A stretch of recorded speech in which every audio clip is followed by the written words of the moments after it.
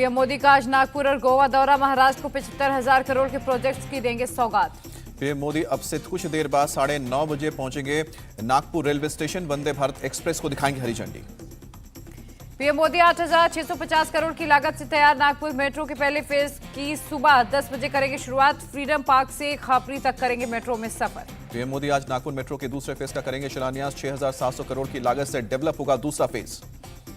PM Modi आज नागपुर शिरडी के बीच समृद्धि expressway के पहले चरण का सुबह 10:55 पर करेंगे उद्घाटन। 10 किलोमीटर तक यात्रा भी करेंगे। नागपुर से मुंबई के बीच 55,000 करोड़ की लागत से तैयार होगा 701 किलोमीटर लंबा बाला साहब ठाकरे समृद्धि एक्सप्रेसवे। राज्य के 10 जिलों से होकर गुजरेगा। एक्सप्रेसवे तैयार होने के बाद महज 8 घंटे में तय होगी नागपुर से मुंबई की दूरी। आसपास के 14 जिलों की बढ़ेगी कनेक्टिविटी। पीएम मोदी आज नागपुर को एम्स की भी देंगे सौगात। सुबह 11:25 पर करेंगे 1,575 करोड़ लागत से तैयार एम्स का उद्घाटन। पीएम मोदी 11:15 बजे एक जनसभा को भी करेंगे संबोधित। 1,500 करोड़ के रेल प्रोजेक्ट का शिलान्यास भी करेंगे। नागपुर के बाद पीएम मोदी का गोवा दौरा। शाम को 5:15 बजे मोपा इंटरनेशनल एयरपोर्ट का करेंगे उद्घाटन। सुखविंदर सिंह सुक्खू आज संभालेंगे हिमाचल प्रदेश के 15वें मुख्यमंत्री का पदभार। दोपहर 1:30 बजे होगा शपथ ग्रहण समारोह। शिमला रिज ग्राउंड में होगा शपथ ग्रहण समारोह। राहुल गांधी, प्रियंका गांधी, मल्लिकार्जुन खड़गे और अशोक गहलोत होंगे समारोह में शामिल।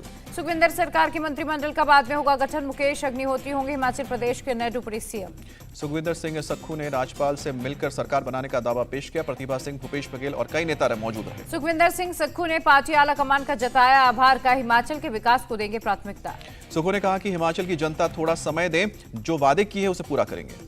प्रदेश कांग्रेस अध्यक्ष प्रतिभा वीरभद्र सिंह ने कहा फैसला सर्वसम्मति से लिया गया। हमें आला कमान का फैसला मान्य है। सुखविंदर सिंह सुक्खू ने सीएम आवास में जयराम ठाकुर से भी मुलाकात की। सरकार चलाने में विपक्ष के सहयोग की अपील। सुखविंदर सिंह सुक्खू ने हंसते हुए कहा जयराम ठाकुर का छोड़ा भारी भरकम कर्ज चुकाना हमारी प्राथमिकता। पूर्व सीएम के सुझाव का स्वागत। जयराम ठाकुर ने सुखविंदर सिंह सुक्खू को दी सीएम चुने जाने की बधाई। राज्य के विकास के लिए सहयोग का भरोसा। कांग्रेस नेता भूपेंद्र सिंह हुड्डा का बयान। हम हिमाचल में अच्छी सरकार चलाकर दिखाएंगे। राहुल, प्रियंका और खड़गे शपथ ग्रहण में होंगे शामिल। सुखविंदर सिंह सुक्खू के घर जश्न का माहौल। हमीरपुर के नादौन में बजे ढोल नगारे, झूम उठे लोग। सुखविंदर सिंह सुक्खू के घर वालों ने जताई खुशी। पत्नी ने कहा पार्टी के फैसले के लिए मैं शुक्रगुजार। शिमला में प्रतिभा सिंह के समर्थकों ने नारेबाजी की। हाईकमान के फैसले पर नाराजगी। सुखविंदर सिंह सुक्खू को हिमाचल प्रदेश का सीएम चुने जाने पर शिमला में कांग्रेस कार्यकर्ताओं ने जश्न मनाया। नाच गाकर मनाई खुशी। गुजरात के सीएम का दूसरी बार पदभार संभालेंगे भूपेंद्र पटेल। कल गांधीनगर में होगा शपथ ग्रहण समारोह। गुजरात में सरकार गठन के लिए दिल्ली में पीएम आवास पर मैराथन बैठक। शाम 5:30 बजे से देर रात तक चली बैठक। नई सरकार के मंत्रियों के संभावित नामों पर चर्चा की गई। पीएम मोदी के साथ गृह मंत्री अमित शाह, भूपेंद्र पटेल और पीसीआर पाटिल भी बैठक में शामिल हुए। बीजेपी विधायक दल की बैठक में शनिवार को कनू देसाई ने रखा भूपेंद्र पटेल के नाम का प्रस्ताव। विधायकों ने सर्वसम्मति से दी मंजूरी। बीजेपी की बैठक के बाद हर्ष संघवी का बयान। कहा कि सभी विधायकों ने भूपेंद्र पटेल को चुना नेता। विधायक दल की बैठक के बाद गुजरात के राज्यपाल से मिले भूपेंद्र पटेल सरकार बनाने का दावा पेश किया। बीजेपी हेडक्वार्टर श्री कमलम पहुंचने पर भूपेंद्र पटेल और राजनाथ सिंह समेत केंद्रीय पर्यवेक्षकों का ग्रैंड वेलकम हुआ। ढोल नगारों के साथ स्वागत। विधायक दल की मीटिंग के लिए पहुंचे नए विधायकों का भी हुआ जबरदस्त स्वागत। तिलक लगाकर किया गया वेलकम। महाराष्ट्र के पुणे में कैबिनेट मंत्री चंद्रकांत पाटिल पर एक शख्स ने फेंकी स्याही। पुलिस ने आरोपी को गिरफ्तार किया।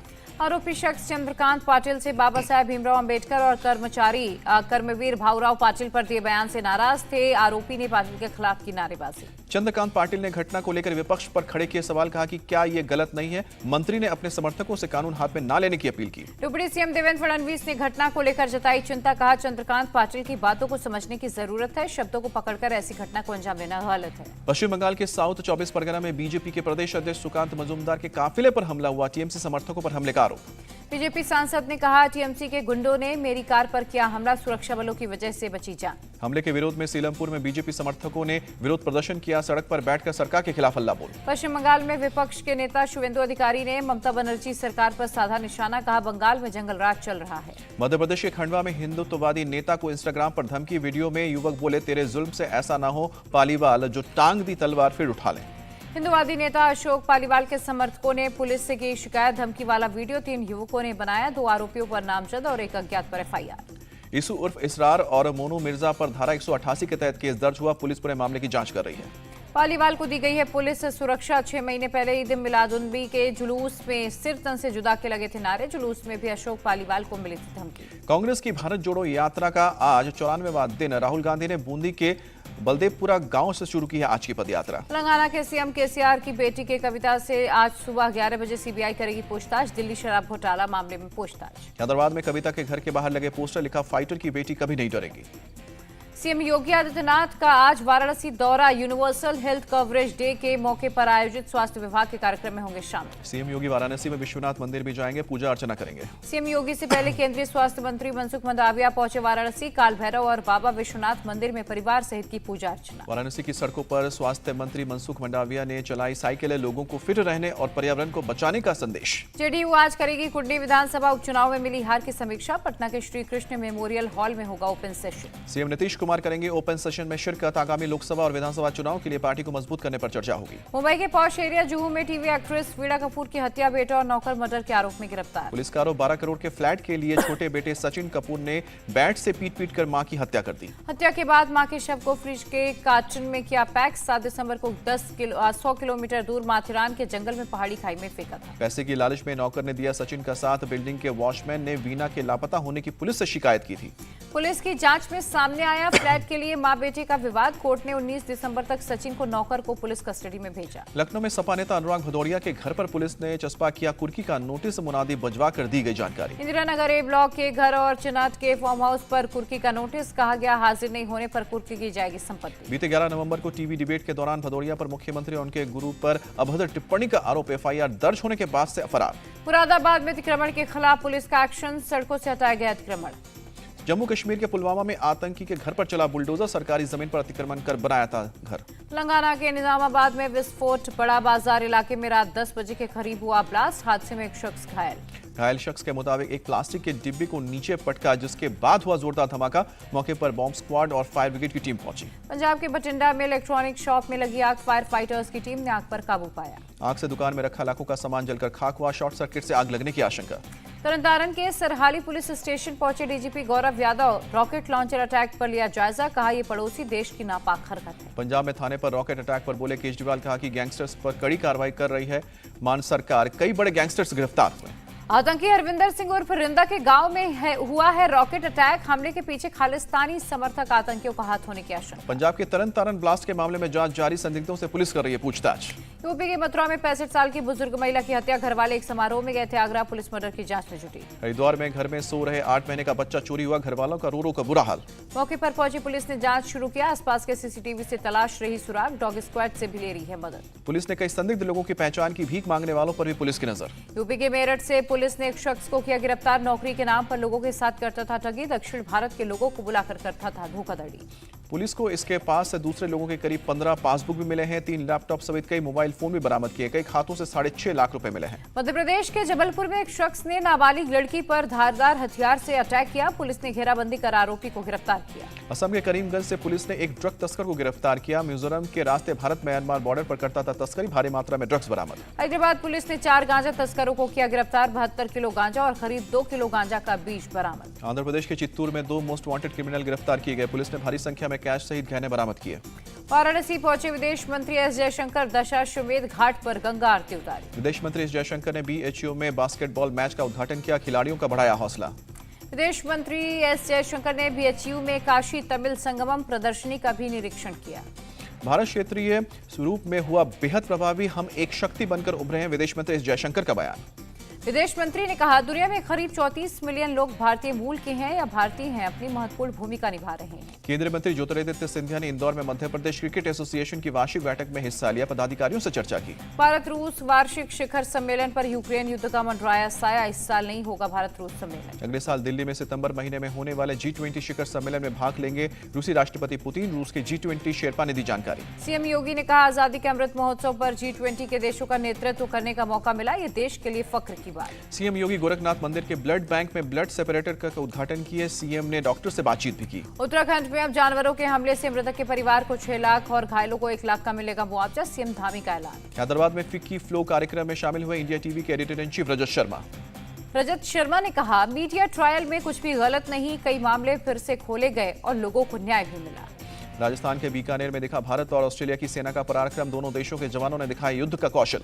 रेगिस्तान में हेलीकॉप्टर से उतरे जाबाजों ने टारगेट को किया तबाह। दोनों देशों की सेनाओं ने आतंकवाद से लड़ने के लिए आधुनिक तकनीकी का इस्तेमाल करते हुए किया वॉर एक्सरसाइज। असम के मोरी गांव में ब्रह्मपुत्र नदी में कटाव से लोगों का उजड़ा आशियाना। स्कूल, हॉस्पिटल सहित गांव के करीब 50 से ज्यादा घर तबाह हो गए। नदी में कटाव को लेकर कई लोगों ने किया पलायन। अस्थायी टेंट में रह रहे लोग। टिन से बने टेम्परेरी स्कूल में बच्चों की हो रही है पढ़ाई। जम्मू कश्मीर के सोनमर्ग में भारी बर्फबारी, तापमान में गिरावट। कश्मीर में लगातार बढ़ रही है सर्दी और फॉग। श्रीनगर में पर्यटक ले रहे हैं सर्दी का मजा। डल झील में कर रहे हैं सैर।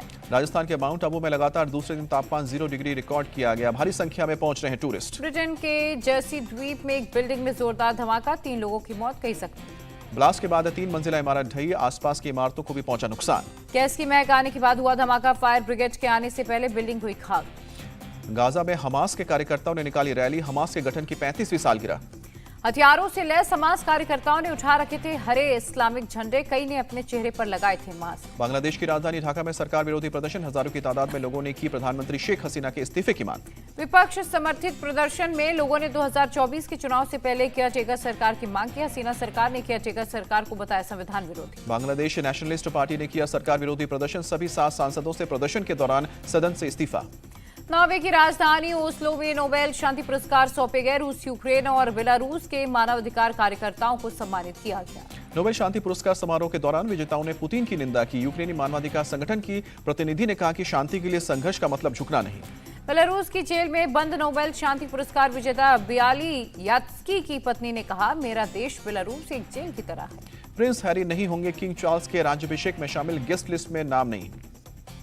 चीन पर तिब्बत में मानवाधिकार हनन का आरोप। अमेरिका ने 2 चीनी अधिकारियों पर प्रतिबंध लगाया। अमेरिका में क्वाड फेलोशिप का उद्घाटन। भारत के 25 स्टूडेंट्स को मिला क्वाड फेलोशिप। पूर्वी कांगो में सुरक्षा हालात पर भारत चिंतित। संयुक्त राष्ट्र में भारत की राजदूत रुचिरा कंबोज ने जताई चिंता। भारत चीन सीमा पर बसे देश के आखिरी गांव माना में बजी मोबाइल की घंटी। रिलायंस जियो ने शुरू की 4G सर्विस। राष्ट्रीय डेयरी विकास बोर्ड के नए एमडी बने मीनेश शाह। 15 नवंबर से इस पद पर काम कर रहे हैं मीनेश। वित्त मंत्रालय के सीईए वी अनंत नागेश्वरन का बयान। प्राइवेट सेक्टर को निवेश बढ़ाने की जरूरत। ट्विटर ऑफिस की तस्वीरें वायरल। मस्क ने कर्मचारियों को ज्यादा काम करने के लिए ऑफिस में घर जैसी व्यवस्थाएं कराई। ट्विटर की बिल्डिंग कमर्शियल यूज के लिए है registered. Department of building inspection ने शुरू की जांच। फीफा वर्ल्ड कप में मोरक्को की टीम ने रचा इतिहास। रोनाल्डो की टीम पुर्तगाल को 1-0 से हराया। पुर्तगाल वर्ल्ड कप से हुई बाहर। पुर्तगाल के स्टार खिलाड़ी रोनाल्डो का विश्व कप जीतने का सपना टूटा। रोते हुए मैदान से बाहर गए। फीफा वर्ल्ड कप में फ्रांस ने इंग्लैंड को 2-1 से हराया। सेमीफाइनल मोरक्को से होगा मुकाबला। फीफा वर्ल्ड कप में हार से दुखी ब्राजील टीम के कोच अपने पद से इस्तीफा दिया। कहा कि मेरा दौर खत्म। फीफा वर्ल्ड कप में ब्राजील पर जीत के बाद क्रोएशिया के मैनेजर का बयान। अपने खिलाड़ियों की तारीफ की। कहा, हमारे खिलाड़ी सामान्य नहीं। तीसरे वनडे में भारत बांग्लादेश को 227 रनों से हराने में कामयाब रहा। 409 रन के लक्ष्य का पीछा करते हुए 182 के रन पर पूरी बांग्लादेश की भारत की तरफ से ईशान किशन ने जड़ा दोहरा शतक। 131 गेंदों पर बनाए नाबाद 210 रन। दुनिया के सबसे तेज दोहरा शतक लगाने वाले बल्लेबाज बने ईशान किशन ने क्रिस गेल का रिकॉर्ड तोड़ा। ईशान किशन के पिता ने जताई खुशी। का भविष्य में भी देश का नाम रोशन करेगा ईशान। विराट कोहली ने करियर का 72वां अंतर्राष्ट्रीय शतक लगाया। रिकी पॉन्टिंग का तोड़ा रिकॉर्ड। बांग्लादेश की टीम 34 ओवर में 182 रन के स्कोर पर सिमटी। शार्दुल ठाकुर ने सबसे ज्यादा 3 विकेट चटकाए। ऑस्ट्रेलिया से पहले T20 मैच में हार के बाद कप्तान हरमनप्रीत का बयान। कहा कि हमने बहुत खराब फील्डिंग की। इंडियन ओलंपिक एसोसिएशन की पहली महिला अध्यक्ष बनी पीटी उषा। कहा, कभी नहीं सोचा था कि आईओए प्रमुख बनूंगी। दिल्ली में भारतीय ओलंपिक संघ की बैठक हुई। पीटी उषा और ओलंपिक पदक विजेता खिलाड़ी हुए शामिल। नीता अंबानी ने पीटी उषा का आईओए की पहली महिला अध्यक्ष के रूप में किया स्वागत। आईओए में महिला प्रतिनिधियों को देख जताई खुशी। ट्रेजेडी किंग दिलीप कुमार की आज 100वीं जयंती। हीरो ऑफ हीरोज के नाम से 10 और 11 दिसंबर को फिल्म फेस्टिवल का आयोजन। दिलीप कुमार की पत्नी सायरा बानो ने फिल्म फेस्टिवल के आयोजन पर जताई खुशी। कहा, नई पीढ़ी भी उनकी पुरानी फिल्मों को देख सकेगी। बप्पी लहरी के 12 साल के पोते रेगो बी का एल्बम लॉन्च हुआ। रेगो ने कहा कि दादाजी देख रहे होंगे, आशीर्वाद दे रहे होंगे। आलिया फर्नीचर वाला ने शुरू की श्री की शूटिंग। नेत्रहीन उद्योगपति श्रीकांत बोला की बायोपिक है श्री। एक्टर श्रेया सरन ने तब्बू की तारीफ की। कहा कि उनको फीमेल क्रश बताया। तब्बू ने दिया जवाब। कहा कि सुनकर बहुत अच्छा लगा। दृश्यम में साथ दिखी है दोनों एक्ट्रेस। एक्ट्रेस सारा अली खान ने मुंबई में लोकल ट्रेन और ऑटो रिक्शा की सवारी की। एक्ट्रेस ने शेयर किया वीडियो। लिखा, no pain no gain. Film Pathaan में दीपिका पादुकोण लगाएंगी ग्लैमर का तड़का। मेकर्स ने की पूरी तैयारी। इजरायली सेना ने फिलिस्तीनियों को खदेड़ा। हजारों फुटबॉल प्रशंसक मोरक्को की जीत का जश्न मनाने के लिए सड़कों पर उतरे थे। लोकल ट्रेन में बॉलीवुड सॉन्ग तुम ही आना गुनगुनाते नजर आए एक बुजुर्ग। सोशल मीडिया पर लोग जमकर कर रहे हैं तारीफ। शादी के पंडाल में घुसे सांड ने मचाई दहशत। इधर उधर भागता नजर आया।